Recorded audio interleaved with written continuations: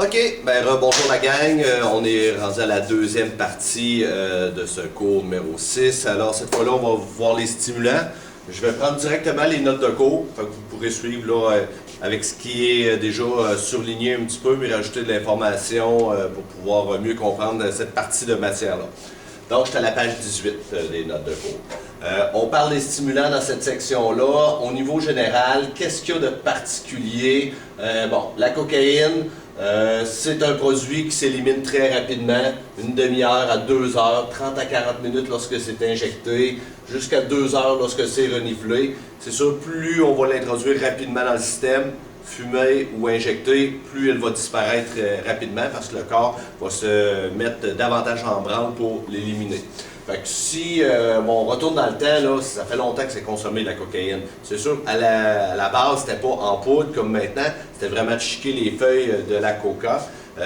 Qui donnait quand même certains effets, là, des effets là, stimulants. C'est ce qui était recherché par les gens qui vivent là, en Amérique du Sud, principalement dans les montagnes, pour venir un peu combattre le fait qu'il y a moins d'air, moins d'oxygène dans l'air, le plus on est élevé en montagne, être capable de travailler et tout ça, puis de s'habituer à ce climat-là.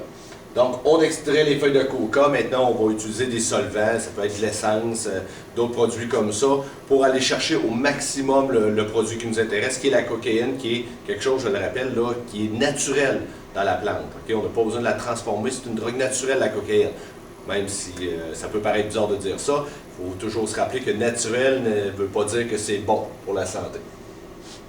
Lorsqu'on la raffine pour en faire de la poudre, à ce moment-là, elle va faire son petit voyage et lorsqu'elle va arriver dans la rue, avec tout ce qu'on va avoir ajouté à l'intérieur pour augmenter la quantité, donc augmenter les profits, pour oublier que c'est toujours une histoire de profit, là on va avoir une cocaïne entre 20 et 30% de façon générale. Est-ce que ça se peut qu'il y en ait plus? Oui. Est-ce que ça se peut qu'il y en ait moins?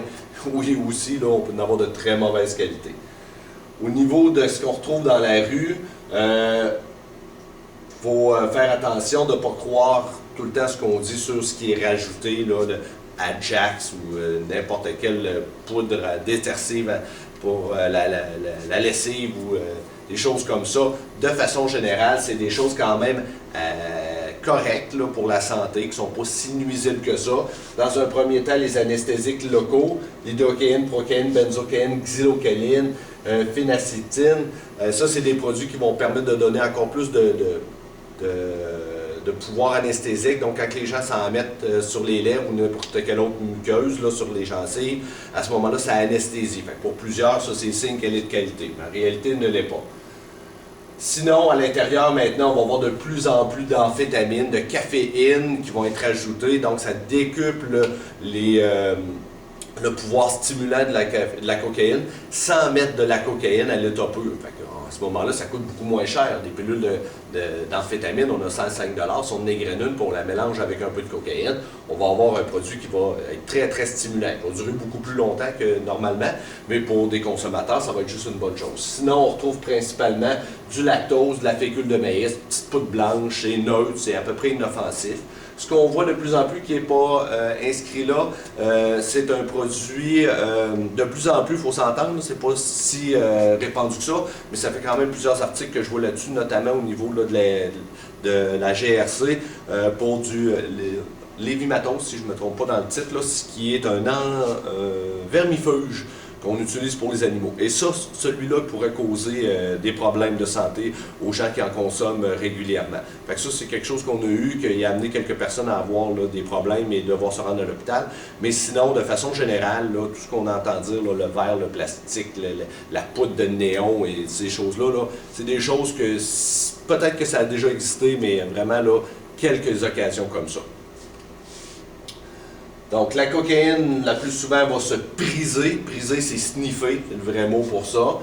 Sinon, il y en a qui vont s'en mettre sur les muqueuses, il y en a qui vont se l'injecter. On a juste besoin de la diluer dans l'eau. Il y en a qui vont faire ça direct comme ça. Il y en a qui vont faire chauffer un peu le mélange. Comme ça, le choc va être moins pire lorsqu'on l'envoie dans les veines, parce que ça va être plus à la température du corps et les produits qu'il y a dans la cocaïne vont se dissoudre plus facilement. Mais habituellement, un cocaïnomane qui s'injecte, c'est quelqu'un qui aime ça quand ça va vite. Fait qu'il va faire ça direct, il va prendre de l'eau tiède un peu, il va mélanger ça et il va mettre ça dans la seringue. La dépendance psychologique, c'est le gros problème avec la cocaïne. La cocaïne ne donne pas, comme la majorité des autres stimulants, beaucoup ou pas du tout de dépendance physique. Mais au niveau psychologique, là, c'est très fort. Ensuite, on parle de Freebase. Freebase, crack, c'est la même chose. La seule différence, c'est que le crack, j'achète mon produit, il est déjà comme ça. C'est déjà des petites roches prêtes à fumer. Tandis que la Freebase, c'est la personne qui va transformer sa cocaïne en mélangeant, encore une fois, avec de l'eau, un petit peu de bicarbonate de soude ou autres produits pour pouvoir séparer les éléments. Ce qu'on veut, on veut repurifier le produit, le rendre le plus pur possible et il va se cristalliser. Donc là, il va être plus facile à fumer. Il va avoir moins de pertes là, dans la combustion. C'est un procédé quand même très très simple là, pour pouvoir tourner, souvent on va dire ça, virer de la cocaïne en freebase, tourner de la cocaïne en freebase. Et là, on va aller chercher des pourcentages là, très élevés, 90 à 100% de pureté. C'est fumé, c'est direct, ça rentre dans tous les poumons. Les poumons envoient ça directement dans le sang, ça monte au cerveau, donc l'effet est quand même assez fulgurant. On parle de quelques secondes et c'est un mode d'utilisation qui va développer la dépendance très rapidement. Pour quelqu'un qui aime cet effet-là, quelqu'un que ça vient remplir des besoins qu'il y a, le gros trou qu'on parle d'autant à l'intérieur du ventre, ça va devenir une drogue de prédilection à ce moment-là. Donc le crack, je disais, la seule différence, c'est qu'il est déjà fait.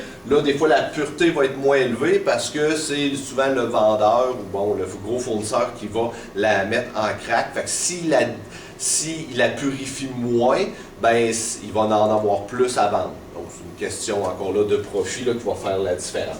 Ça se fume dans une pipe. Habituellement, on va prendre des petites pipes en verre, des pipes à crack, où est-ce qu'on va faire chauffer le bout et là on va coller la petite roche là, directement là, sur le bout là, de cette petite pipe en verre là et là la personne va pouvoir fumer. Donc vous voyez la rapidité là, dans laquelle ça rentre dans toutes les parties du cerveau là. Donc l'effet est très fulgurant, très rapide, mais le down va l'être aussi. Ce qui fait que les gens vont consommer compulsivement, vont fumer aux 5, 10, 15 minutes. Donc ça va vite là, dans ce temps-là, même si ça ne coûte pas si cher que ça. Une roche va coûter 5 $. Au début, une roche, tu fais un bout avec ça, mais c'est pas long qu'après ça, tu en prends de plus en plus et il y a des gens qui vont, ça va lui prendre l'équivalent de 3, 4, 5, 6 grammes là, de cocaïne dans une soirée, une nuit, là, ou une nuit qui va s'éterniser en 2 nuits pour se contenter au niveau de la cocaïne. Amphétamine. Donc là, on parle de la première molécule qui a été inventée, celle qui est la molécule mère. Au départ, on avait un but qui était médical avec ça, traiter la dépression, traiter l'obésité, la narcolepsie, maladie du sommeil. Les gens qui s'endorment un peu n'importe quand, on leur donne un produit qui va éveiller le cerveau pour justement qu'ils puissent éviter ça de s'endormir en voiture ou même au travail. Donc ça, c'était le but visé. Oui, c'est vrai, ça marche parce que pour traiter la dépression, je deviens high quand je suis là-dessus, donc je suis beaucoup moins dépressif. Ça va couper l'appétit, ça va m'empêcher de dormir. C'est toutes des choses qu'on atteignait, sauf que tous les effets secondaires liés au produit qui fait qu'on ne les utilise pas nécessairement là, à n'importe qui est dépressif. La dépression, on ne traite pas ça avec ça. Au niveau de l'obésité, de la narcolepsie, des coupes-fins, c'est pas l'idéal. La narcolepsie, on va l'utiliser à petite dose. On va donner quelque chose qui va être l'équivalent d'un Ritalin ou d'un Concerta là, pour le TDAH. Donc, c'est en comprimé la majorité du temps, mais je peux les égrener, les sniffer, les mettre dans l'eau, mais les injecter. C'est des produits synthétiques, on fait ce qu'on veut un peu avec ça. Méthamphétamine, un dérivé de l'amphétamine, c'est les mêmes effets. La seule chose, ça dure plus longtemps. Vous voyez, les temps de demi-vie sont plus longs et l'effet est plus puissant, à dose égale. Je compare 25 mg de un et 25 mg de l'autre. La méthamphétamine va être plus puissante. Donc, ça devient une drogue encore plus intéressante pour le marché criminel. Ça ne coûte pas plus cher à produire, c'est pas plus compliqué, mais c'est plus puissant. J'ai besoin d'en mettre moins, donc plus d'argent. Toujours penser dans ce sens-là. Au niveau médical, quand ça a été inventé, bien, on visait les mêmes choses, là. Beaucoup l'obésité, congestion nasale, hyperactivité avec déficit de l'attention. Oui, ça fonctionne effectivement, mais il faut vraiment mettre des petites doses. Donc, les doses qui sont utilisées en médicaments pour traiter un TDAH, là, c'est peut-être le 20e, le 100e de ce qu'il peut avoir à l'intérieur d'une pilule là, que quelqu'un va acheter pour consommation personnelle là, dans un rave ou dans un bar. C'est vraiment là, énorme la différence là, de concentration.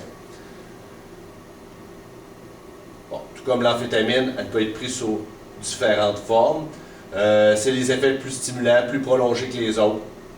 Il y a cependant plus d'inconvénients à en consommer de façon régulière. Donc les gens deviennent irritables, vont avoir des problèmes de transpiration, d'hypertension, palpitations cardiaques, beaucoup d'insomnie, des maux de cœur. Donc vraiment le plus de problématiques avec cette molécule-là. Et les nouvelles molécules qui sortent à tous les jours sont de plus en plus puissantes, ça on s'en cache pas. Là. Mais la MA, la méthamphétamine, ça reste une qui est vraiment là, très intéressante. Toujours pour le marché illicite. Là, vous avez différents produits maintenant utilisés pour le TDAH, ça se ressemble tout. On parle de Adderall, Concerta, Ritalin, méthylphénidate, tous ces produits-là, on vise les mêmes choses, c'est juste qu'on essaie de pallier à certains effets secondaires. Donc, certains vont donner moins tel effet, ils vont être plus à long terme, moins à long terme. Il y en a qui vont jouer sur l'impulsivité, l'agressivité que les jeunes vont démontrer souvent quand ils ont TDAH, les jeunes et les moins jeunes. Donc, c'est pour ça qu'on va varier. Et une molécule va bien fonctionner chez une personne, moins bien fonctionner chez l'autre. Donc, c'est pour ça que des fois, on est appelé à changer. La première année là, de prise d'un médicament pour traiter le trouble du déficit de l'attention, ça peut être long. Là. Puis la personne va revivre des effets secondaires à chaque fois, elle va s'habituer au produit. Donc, c'est pour ça que c'est un peu difficile, mais l'idée, c'est de trouver la bonne molécule avec la bonne personne pour avoir le meilleur effet visé. Donc, Ritalin, celui-là, on le connaît plus que les autres. On en a entendu plus parler, tout simplement parce que c'est la première molécule qu'on a trouvée. Et au départ, la molécule est protégée pendant un certain temps avant de pouvoir créer des génériques. Donc, c'est elle qui a été popularisée beaucoup. Pas maintenant celle qu'on utilise le plus nécessairement, parce que son effet est à court terme. On va utiliser souvent des médicaments à plus long, donc qui ont un plus long déroulement, pour éviter d'avoir à reprendre plusieurs doses dans la journée. Il y a des effets secondaires, l'appétit est coupé. Ceux qui travaillent au centre psycho doivent voir que les jeunes qui prennent du Ritalin ou ses dérivés, très peu vont beaucoup manger, ou il y en a plusieurs qui ne mangeront pas du tout sur l'heure du midi. C'est un effet secondaire de la médication. Ils sont souvent petits, pas grands, on a misère à développer si on commence tôt à prendre de ces médicaments-là. Au primaire, là, ça va être long avant de rentrer dans la phase de la puberté comme il faut, puis le poussée de croissance là, vient plus tard. Des maux de tête, des maux de ventre. Là. Donc, ça peut même causer des insomnies qui fait que des fois, on est obligé de leur donner un autre produit pour que le jeune puisse dormir. Là, on est beaucoup sur la mélatonine de ce temps-ci. Même si c'est un produit naturel, qu'on pense qu'il y a très peu d'effets secondaires, ça reste pareil qu'on rajoute une béquille à chaque fois là, à un jeune. On a touché certains enfants qui ont besoin de doses très élevées, qui deviennent hyper concentrés, puis qui focus vraiment juste sur une zone. Ils ont quasiment l'air de des zombies tellement qu'ils sont concentrés. Là. Puis des jeunes vont être moins spontanés, il faut les toucher pour qu'ils se rendent compte qu'on leur parle. Ça arrive quand même qu'on va voir ça. Habituellement, c'est dans les phases d'acclimatation aux produits. Là. À un moment donné, ça vient par passer parce que le corps développe une tolérance là, aux médicaments. Donc, Concerta, même chose, même molécule que le Ritalin, mais une action plus lente. Vous voyez, on a le Viagra là-dedans. Viagra, oui, pour traiter les problèmes érectiles, mais ça reste d'abord et avant tout un produit qui a des effets stimulants sur la personne, pas juste au niveau sexuel, stimulant aussi au niveau cardiaque, pour ça que c'est contre-indiqué pour les gens qui ont des problèmes cardiaques. Ecstasy, MDMA. On est toujours dans les mêmes structures moléculaires, hein? On a toujours l'amphétamine qui est là, donc même méthamphétamine. Sauf que celle-là, c'est méthylène-dioxy, on a modifié un petit peu. C'est une drogue qui va amener des effets, là, comme ça va couper la faim. On l'a utilisé en psychothérapie également, parce que c'est vrai que cette molécule-là particulièrement permet aux gens de s'ouvrir plus facilement. C'est ce qui en fait l'attrait là, de love drugs, là, dans le fond, où est-ce que là, les gens ont envie d'être en communication avec les autres, ont envie d'être touchés, de toucher les autres. Donc, il y a quelque chose au niveau de la communication qui s'ouvre avec un produit comme ça. Sauf que les effets secondaires sont quand même très présents. Que maintenant, ce qu'on retrouve sur le marché, très souvent, dans les pilules, il y a peu ou pas d'ecstasy.